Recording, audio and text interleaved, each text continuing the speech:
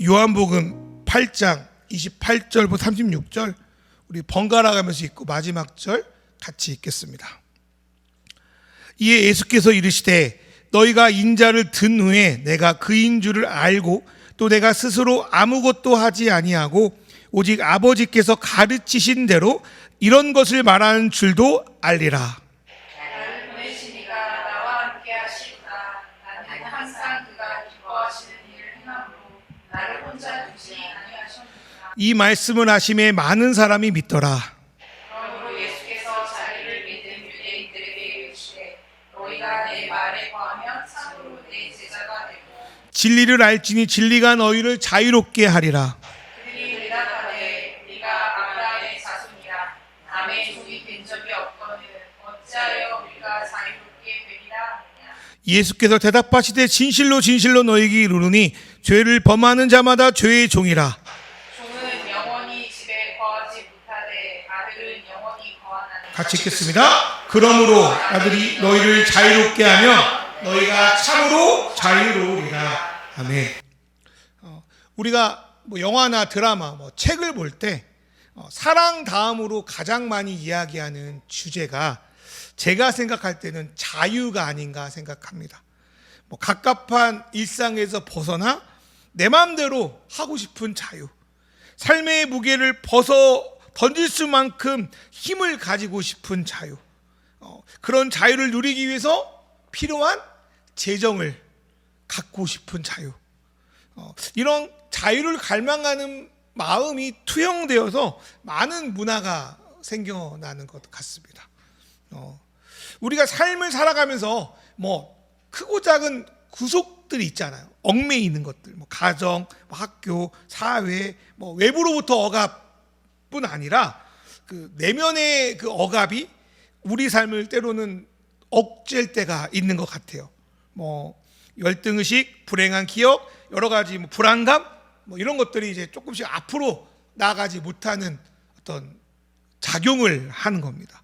또한 어떤 사람들은 내 안의 욕망을 내 마음대로 제한 없이 마음대로 푸는 것을 자유라고 생각합니다.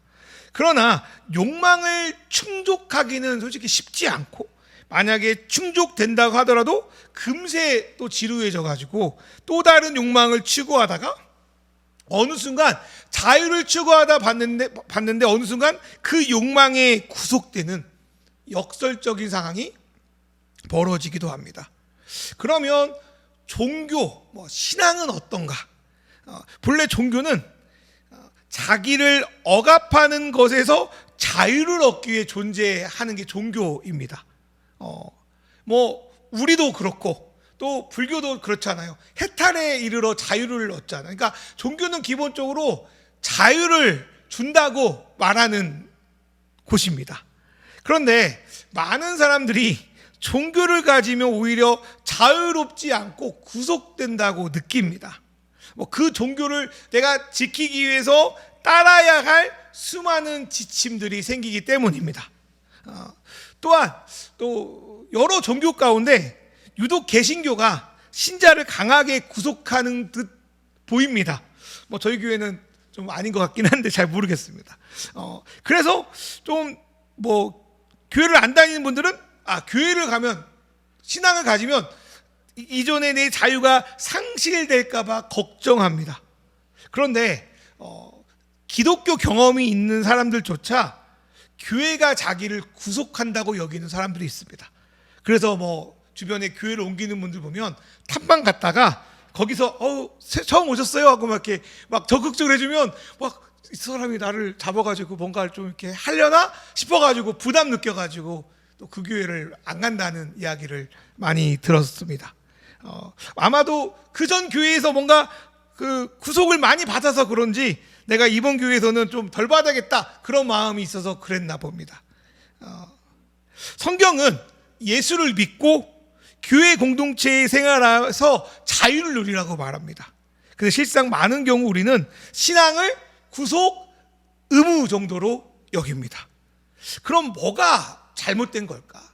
주님은 우리에게 자유를 주신다고 하는데 우리는 왜 신앙생활하면서 구속을 느끼는 걸까? 기독교는 정말 자유를 주는 건가? 아니면은 우리를 옥죄는 구속만을 강조하는 종교인가? 뭐 이런 주제로 말씀을 드리려고 합니다. 그 자유의 문제를 이야기하기 전에 먼저 한번 짚고 넘어갈 내용은 구속이 뭐냐는 겁니다. 먼저 우리를 구속하는 것 중에 부정적인 요소들을 한번 생각해 볼게요. 첫 번째로 아까도 말했지만 재정, 가난의 구속이 있습니다. 재물과 재화가 충분하지 않으면 우리는 큰 두려움을 갖습니다.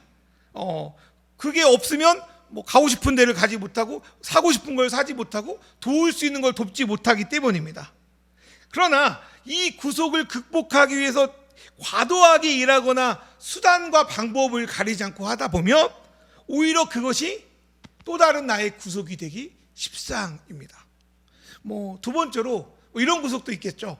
자유롭게 말하지 못하는 구속.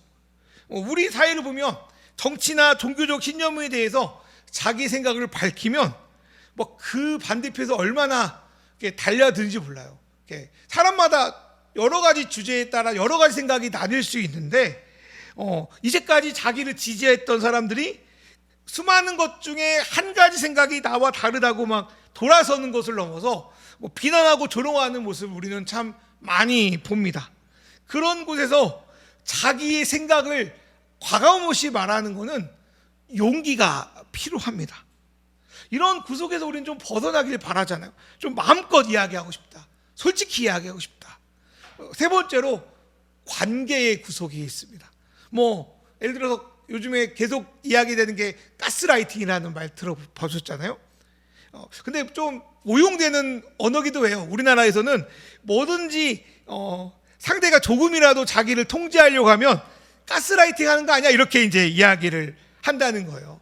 엄마가 야 씻고 빨리 밥 먹고 일찍 자 이런 정당한 말도 이제 애들이 많이 들어서 그런지 엄마 나 가스라이팅해? 이렇게 한다는 거예요. 그거는 이제 정확한 가스라이팅은 아니죠. 문제가 되는데 상대의 잘못이나 부족함을 지적하고 교정해주고 성장시키는 거는 가스라이팅은 아닙니다. 가스라이팅이랑 제가 찾아보니까 타인의 심리나 상황을 교묘하게 조작해서 스스로 판단하지 못하게 만들고 그 사람에 대해서 통제력이나 지배력을 강화하는 심리적 학대 행위를 가스라이팅이라고 한답니다. 어떤 사회적 기준이나 상식, 도덕에 관계없이 그 사람 말만 듣게 하는 거죠. 문제는 이러한 가스라이팅이 먼 사람이 아니라 가까운 사람들에게도 발생한다는 거예요. 제가 2025년도에 그 온라인 커뮤니티나 SNS 중심으로 여러분 들어봤을 거예요. 대치동 엄마의 자아 비활성화 교육법 혹시 들어보셨습니까? 저도 이번에 언뜻 누구한테 들어가지고 찾아보니까 그 이름이 대치동 엄마의 자아 비활성화 교육법이랍니다. 그 안에 이런 내용이 있대요.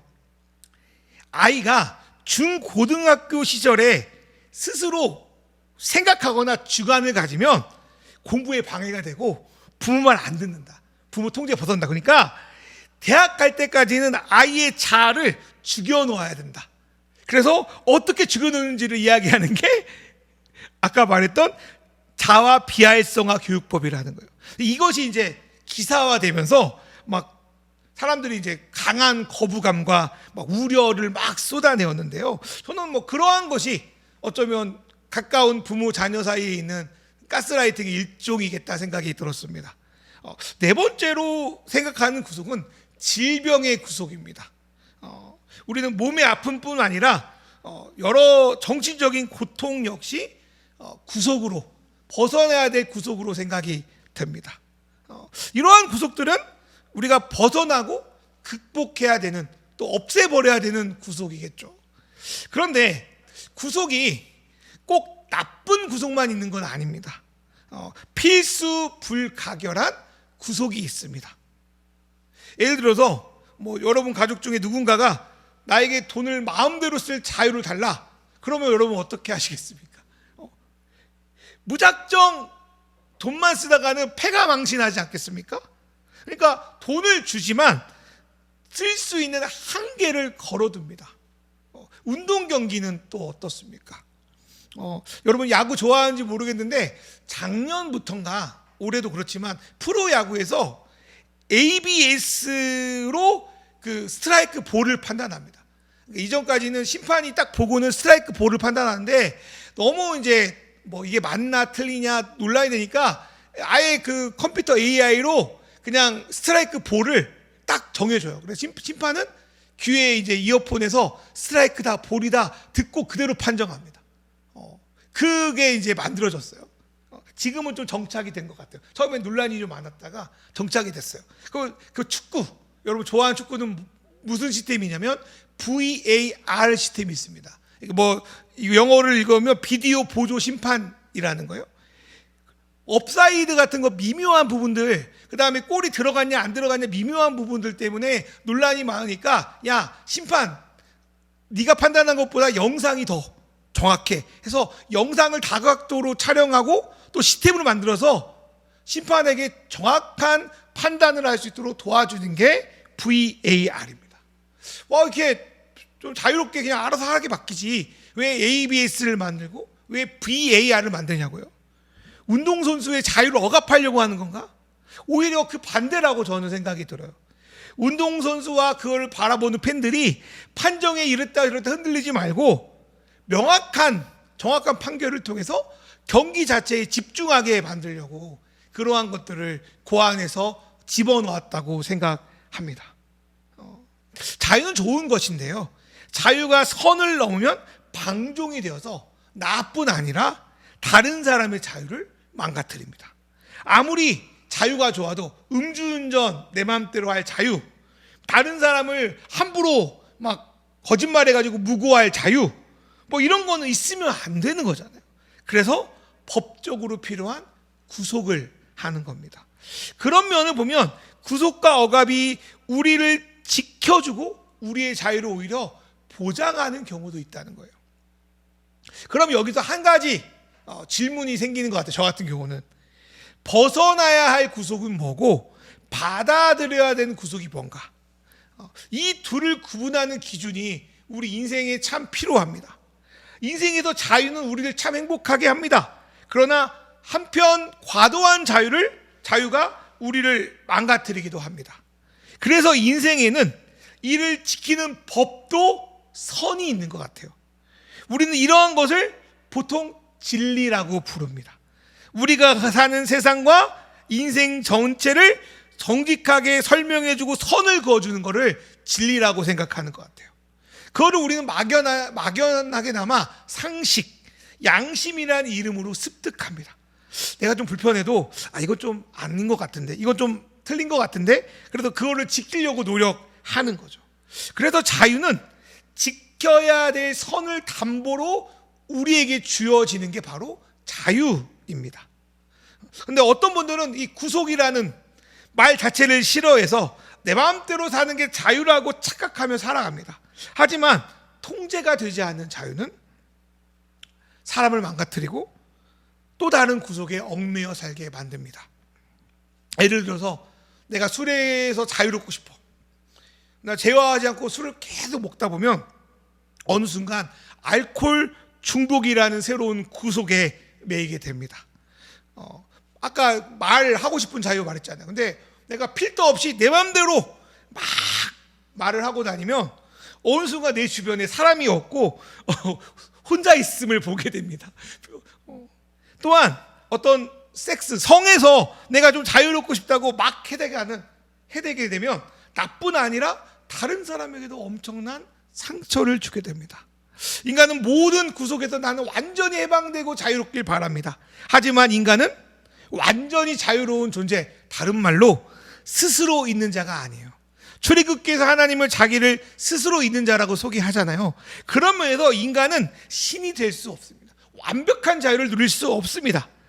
그래서 인간이 받는 자유는 경계 안에서 누리는 자유입니다.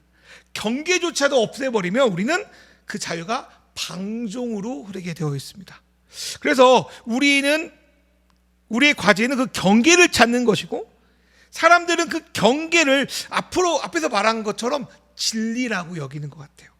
그리고 이 진리를 찾기 위해서 수많은 성인들이, 철학자들이 그 방법이 무엇인지, 그 선이 무엇인지 찾고 수많은 방법론을 제시했습니다. 현대 철학은 야 그것도 주관적이니까 그냥 다 필요 없어 뭐 그렇게 말하기도 하는데 그렇습니다.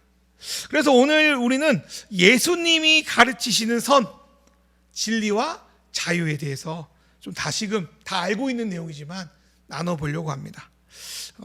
요한복음 8장 32절 말씀 우리가 이제 개역개정안이 세 번역으로 제가 기록해 놨는데요. 한번 같이 읽어볼까요?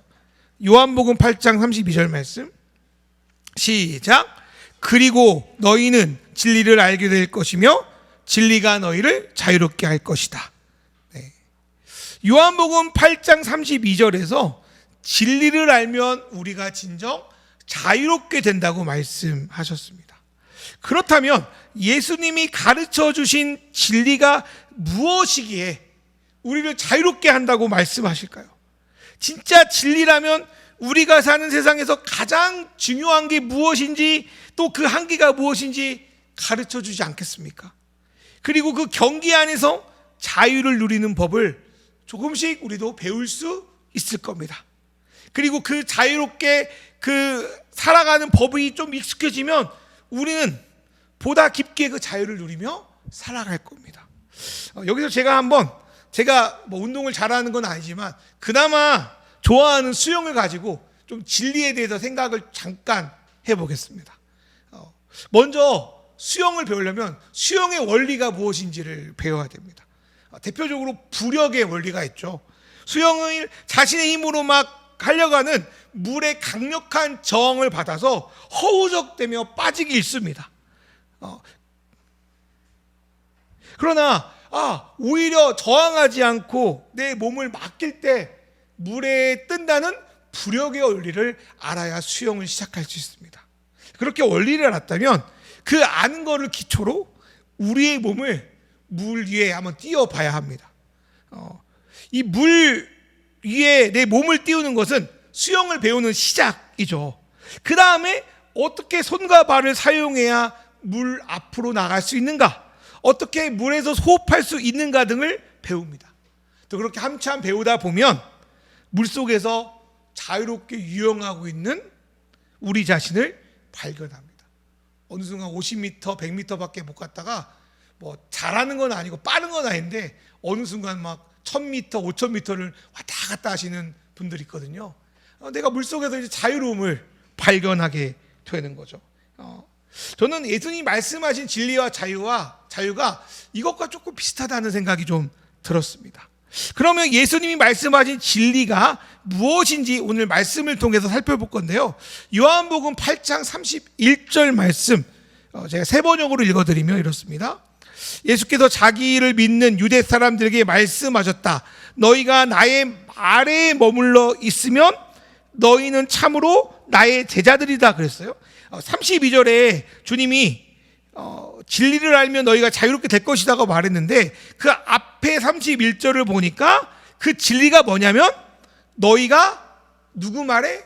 나 예수의 말에 머무는 것이 진리다라고 말씀하시는 거예요. 그리고 그러면 예수님이 말씀하신 그 나의 말이 뭐냐? 나의 말이 뭐냐? 뭐 예수님 말씀을 보려면 여러 가지를 다 살펴봐야겠지만 가깝게 예수님이 그 31절 직전에 하신 말씀이 요한복음 8장 28절의 말씀입니다. 이 말씀도 제가 한번 읽어드릴게요. 그러므로 예수께서 그들에게 말씀하셨다. 너희는 인자가 높이 들려 올려질 때야 내가 곧 나라는 것과 또 내가 아무것도 내 마음대로 하지 아니하고 아버지께서 나에게 가르쳐 주신 대로 말한다는 것을 알게 될 것이다. 28절을 보니까 예수님은 제자들에게 자기가 높게 들려질 때 나 예수가 곧 나 메시아임을 알게 될 거라고 말씀하십니다. 여기서 예수님이 올라가는 것은 뭐 십자가의 죽음과 부활과 승천 모두를 포함하는 메시지라고 생각이 돼요.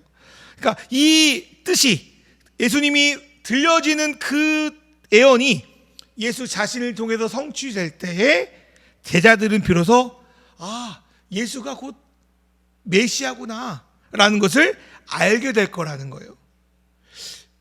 이거는 출애굽기에서 모세가 하나님께 물어봐요. 가시덤불 사이에서 만나잖아요. 그러면서 당신의 이름이 무엇입니까? 모세가 이야기했을 때 앞에도 제가 말씀드렸죠. 하나님은 자기를 스스로 있는 자라고 말씀하시잖아요. 근데 그걸 다르게 번역하면 뭐라고 말하냐면 나는 곧 나다라는 뜻입니다. 스스로 있는 자다라고 개역개정을 번역해 놨는데 다른 번역을 보면 나는 곧 나다. 나는 곧 나로서 증명될 것이다. 영어로는 I am who I am 이라고 합니다. 그러니까 예수님 자신이 얼마나 파격적인 말씀을 하고 있는지 알 수 있어요. 나는 나다라는 것은 내가 바로 하나님이다. 내가 들려질 때, 내가 죽을 때, 내가 부활할 때, 내가 승천할 때 비로소 너희는 내가 나, 바로 출애굽기에 모세에게 나타난 하나님이 바로 예수라는 걸 알게 될 거다. 이렇게 어쩌면 그에게 광호한 말씀을 하고 계신 거예요. 하나님과 예수가 하나시기에, 출애굽기에 나타난 그 하나님이 바로 예수시기에 우리는 그분의 가르침, 진리를 하나님의 말씀이라고 믿게 되는 것입니다. 또한 예수님은요, 요한복음 14장 6절에서 이런 말씀하시죠. 아주 유명한 말씀이죠. 나는 길이요 진리요 생명이다. 예수님은 이 말씀을 통해서 나는 진리에 관하여 좀 알려주는 선생 정도가 아니라 내가 바로 진리 자체다 라고 말씀하십니다. 어찌 보면 아까도 말했지만 되게 황당하고 광호한 주장이기도 합니다. 그러나 한편으로 보면 우리가 잘 아는 고등 종교 철학 아주 훌륭한 분들이라고 평가받는 사람들 중에 자기 자신이 신적 기원이다, 진리 자체다라고 정확하게 말씀하신 분은 예수님밖에 없습니다. 예수님은 엄청난 사기꾼이건가 아니면 예수님 말씀이 정말 맞다면 예수님 자가 바로 진리라는 거예요. 석가모니 소크라테스나 공자도 자기가 진리 자체라고는 말하지 않았거든요. 근데 예수님은 광호하게도 자기가 바로 진리 자체라고 말씀하십니다.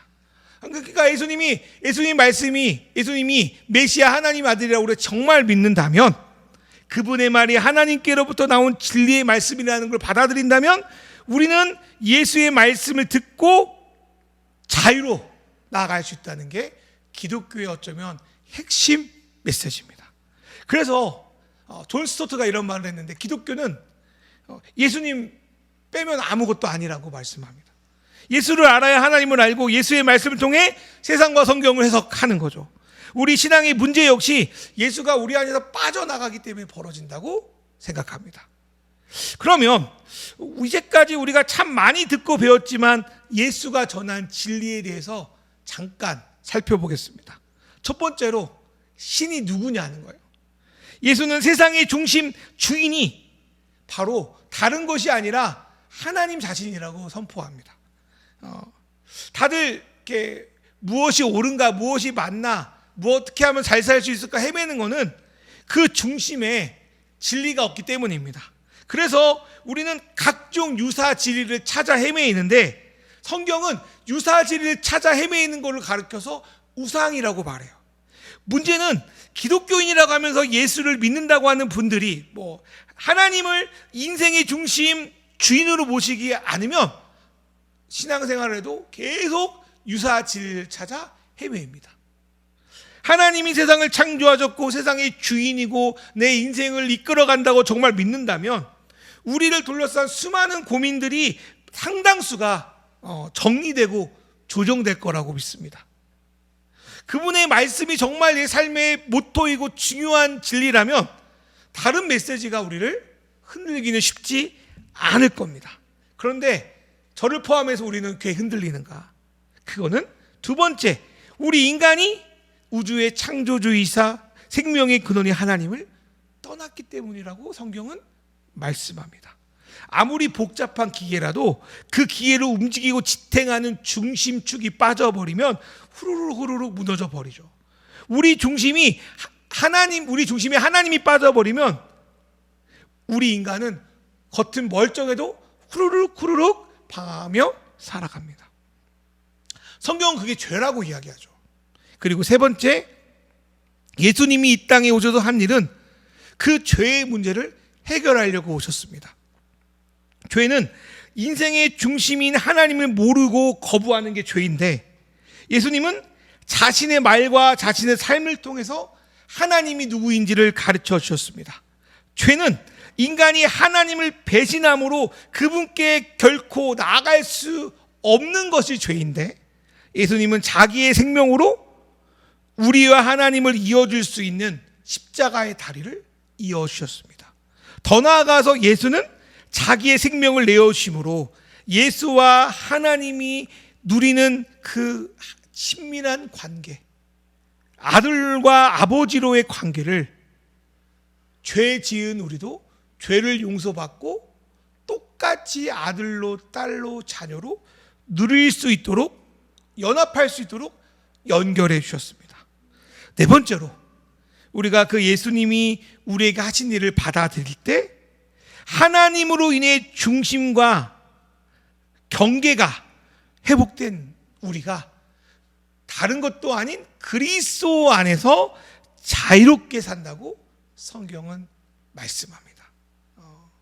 마무리를 하려고 하는데요, 성경, 특별히 우리가 서신서를 많이 읽다 보면 이런 말씀이 되게 많아요. 그리스도 안에, 예수 안에, 어떤 부분은 그리스도 예수 안에, 이 말씀이 되게 많이 나옵니다. 대표적으로 마무리 밑에 있는 로마서 8장 2절 말씀 같이 읽어볼까요? 로마서 8장 2절 말씀.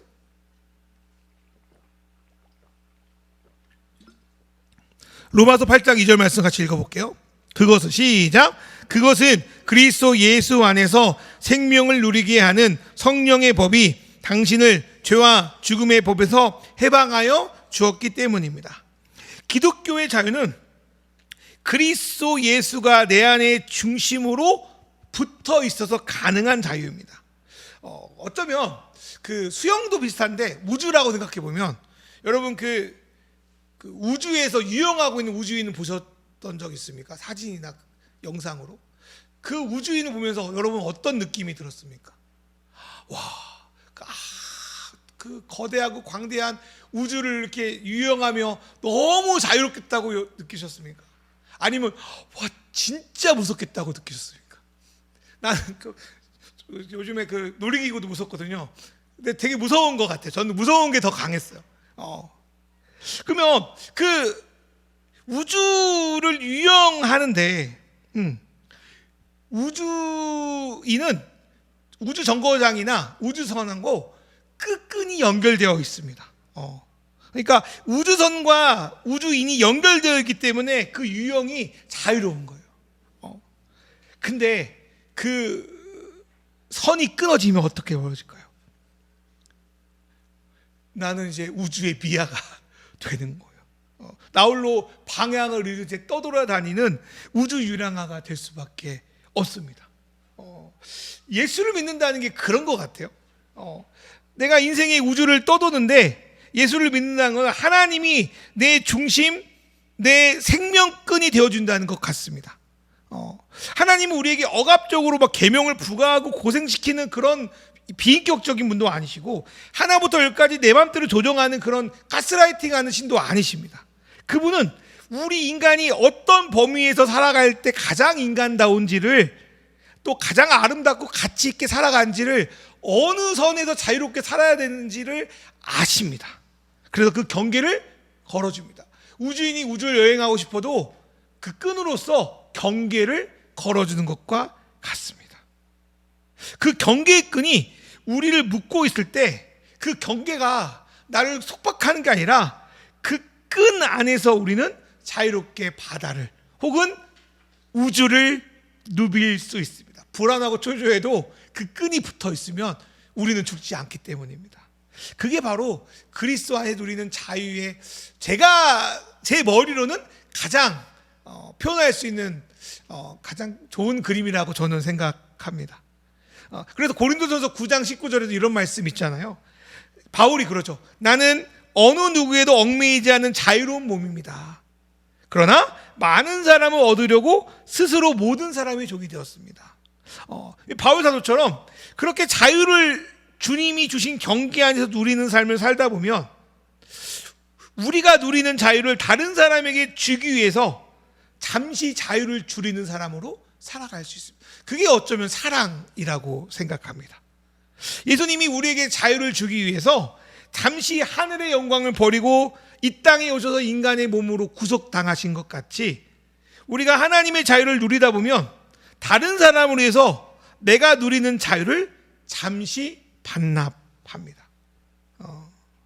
그래서 고린도서 9장 19절에 바울 사도가 나는 누구도 얽매이지 않는 자유를 갖고 있지만 많은 사람을 위해서, 내 주변 사람을 위해서 내 자유를 반납했다. 그래서 종이 되었다고 말씀하십니다.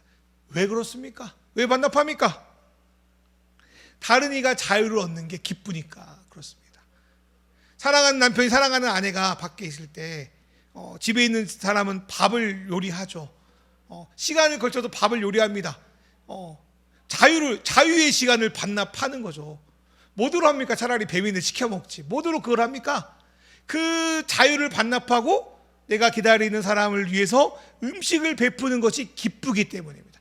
자유를 위해서 그 자유를 반납하는 겁니다. 그게 예수님이 이 땅에 오신 목적이고 예수의 복을 받아들인 사도들이 하신 일이기도 하고 복음을 받아 선교를 하시는 분들이기도 하고 우리 일상에서 하나님이 준 자유를 다른 이들을 위해서 반납하는 우리 크리스찬 라이프이기도 합니다. 문제는 내가 자유를 막 누리지 못하는데 남을 막 자유롭게 하려고 했다가 막 쉽게 지치고 망가지는 데 있습니다. 그렇게 되면 주님이 주시겠다고 하는 자유는 또다시 우리를 묶고 있는 속박 구속으로 변질될 우려가 매우 큽니다. 그러니 사랑하는 여러분, 주님이 주신 자유를 누리는 저와 여러분 됐으면 좋겠습니다. 자유도 내가 자유해야 남도 자유할 거 아닙니까? 예수님이 십자가에 우리의 생명선 산소줄을 묶고 나서 그때 우리가 낮은 곳에서 물장구를 치던 깊은 곳에 놀던 우리는 그때 그 자유를 연습하고 누릴 수 있습니다. 그래서 책임 없는 쾌락, 줄 끊어진 방종을 자유로 착각하는 것이 아니라 의미 없는 불필요한 구속을 신앙으로 여기는 것이 아니라 주님이 주신 경계 안에서 그리스도 안에서 자유를 배워갈 때 우리 안에 하나님께서 베푸실 풍성한 자유와 삶을 기대해 보면 좋겠습니다. 그 자유가 저와 여러분의 삶을 감싸고 행복하게 하고 기쁘게 하고 자유롭게 하길 주의 이름으로 축원합니다.